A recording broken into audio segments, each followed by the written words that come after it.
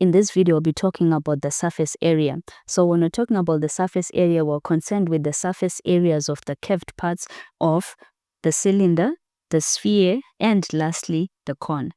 And we are going to look at these three shapes. So right here, we have a cylinder, and the surface area for a cylinder is found by saying 2 pi r h. And then secondly, we have a sphere, and to find the surface area for a sphere, we say 4 pi r squared. And lastly, we have a cone, and to find the surface area of a cone, we are going to say pi r l, where l is the slanted height. And the slant height that I'm talking about is this right here. These are the formulas that we use to find the surface area of these three shapes. And I'm going to move over and give you a couple of examples for you to understand better. Example number 1. We are asked to find the surface area of a prism whose length is 50 centimeters and whose cross-section is a regular hexagon with side 10 centimeters and area 172 square centimeters. So the area is 172 and we have a length of 50 centimeters and a hexagon length of 10 centimeters. And with these parameters, I'm going to find the surface area of the prism. So the first step that I'm going to do is to find the area of the two hexagons, which is equal to 2 times 172, and that gives us 344 square centimeters. And then I'm going to find the area of the 6 rectangular faces, and we get this by saying 6 times the length and the width, which would be equal to 6 times 10 times 50, and we get 3000 square centimeters. Hence, the total area of this shape is equal to 344 plus 3000, and we get 3344 square centimeters. Example number 2.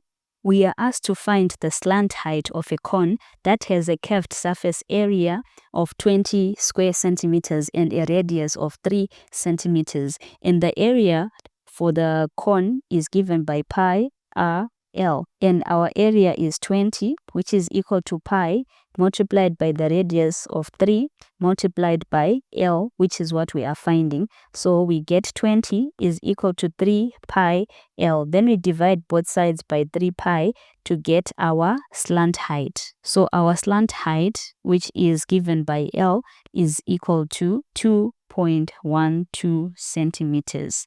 Moving on to example number 3, we are asked to find the radius of a sphere of surface area 34 square centimeters. The formula for finding the surface area is given by A is equal to 4 pi r squared.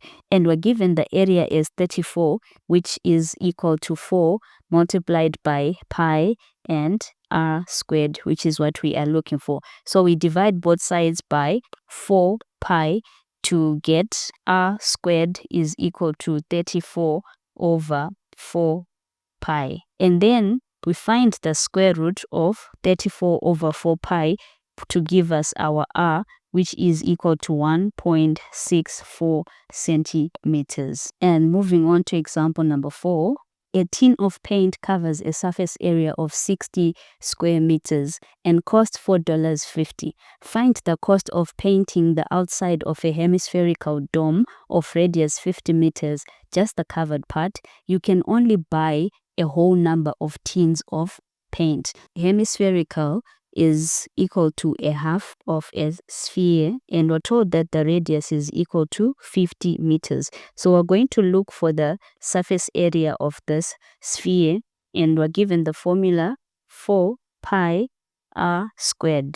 So it's half times 4 times pi times 50 squared. And from this we get 5000 pi square meters. This is the surface area of this spherical dome. And we're told that one tin covers a surface area of 60 square meters. And we're going to say, how about 5000 pi square meters. It's definitely going to be more tens. So we take the larger number and we put it on top and we divide by the smaller number times 1. And if we divide this, we get 261.8. But remember this last statement, you said you can only buy a whole number of tens. So if we got 261.8, we can approximately say we need 262 tens. 1 tin is equal to $4.50. We need 262 tins, so that would be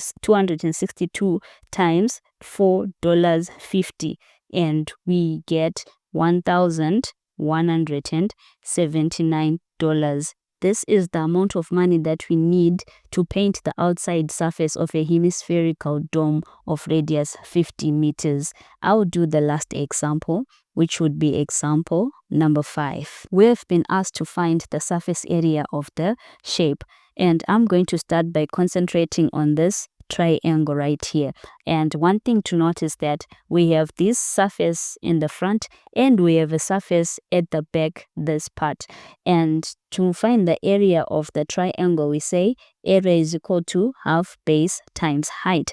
And because we have 2 of them, we're going to say 2 times half times the base is 6 centimeters times the height is 4 centimeters, and multiplying this we get 24 square centimeters. And then I will consider this shape right here, which looks to me like a parallelogram. Hence I'm going to use the formula for the parallelogram. Area is equal to base times height. And again, we have this side that we can see and we have another side that can be seen from that direction. Hence it would be times 2. In this case, our area would then be the base, which is equal to 10 times 5 times 2.